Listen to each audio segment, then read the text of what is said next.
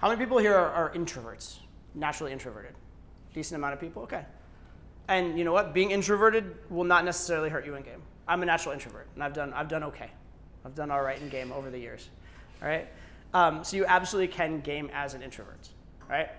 I used to be a shy introvert. That made things a lot harder for me, okay? And the problem with being shy is that there are some opportunities you're just going to miss because of it.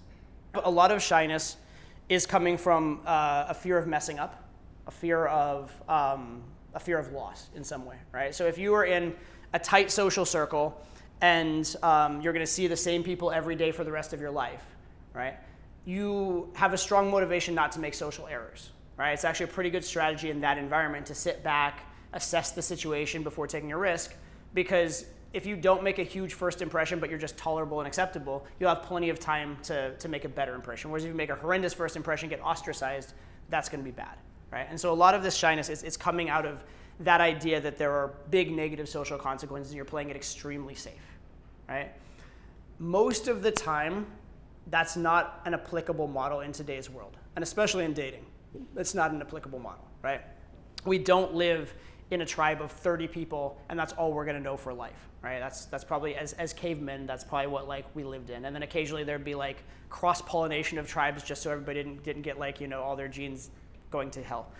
If you're out here at a nightclub in, you know, Old Town Scottsdale, and there's some like girl that you're gonna meet, and if you don't pick her up, you're never gonna see her again. And even if you do talk to her and get rejected, you could probably meet her 3 weeks from now and she wouldn't even remember the quick rejection anyway, right?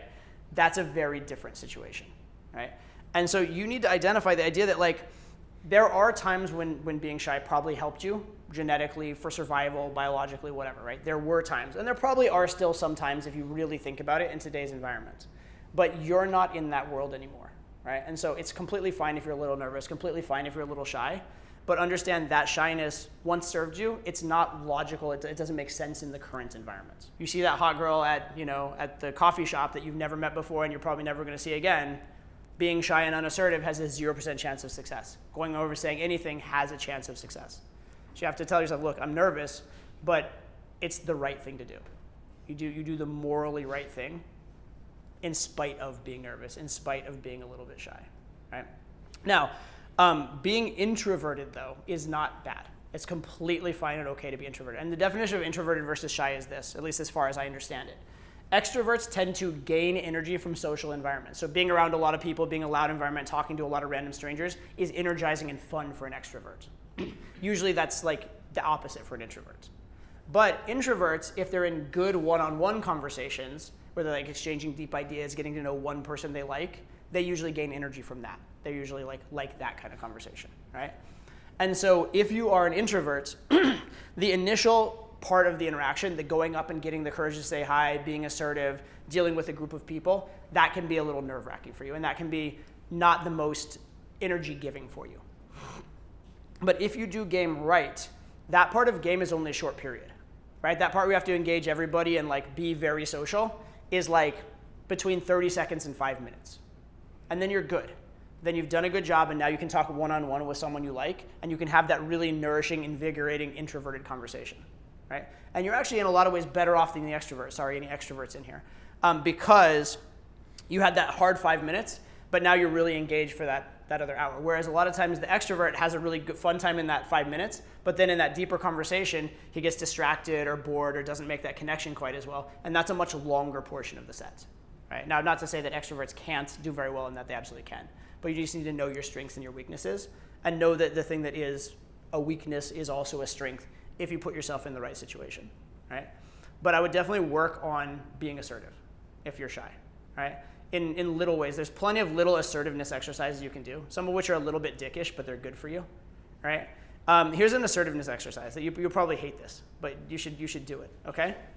Next time you go to a restaurant, when they bring your food, even if everything's perfect, find some little thing and like just make a light complaint about it, right? When they say, is everything okay? But like, yeah, it's okay, but like honestly, this da-da-da-da, right? It's okay, but like this isn't that great. It's a little bit undercooked or something like that.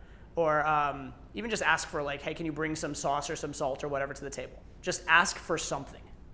Ask because you want to be agreeable and be nice and not ask for anything. Just get used to asking for stuff like that, right? And you'll be surprised. Number one, in that restaurant setting, they want to help you. They want to serve you. They want a tip, right? And so they're going to bring the stuff for you. But you may be surprised. Oftentimes, they'll bring you something extra, right? You say there's a problem, and you're actually burdening them. You're making their life harder. You're making their job more difficult and less fun. They'll be, oh, I'm so sorry, sir. I'll get that taken for you right away. They'll do it, and then they'll bring you a glass of wine and be like, hey, on the house. Compliments of the house. Sorry, your whatever was off, right? And you'll find that suddenly by being a little bit assertive, number one, you get things exactly to your liking, which is nice. But then also, they give you free shit out of apology, right?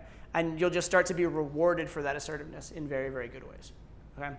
So take those little opportunities to be a little bit assertive, right? In small ways. And look, as you get assertive about little things, you'll see the good rewards and you get more assertive about other things.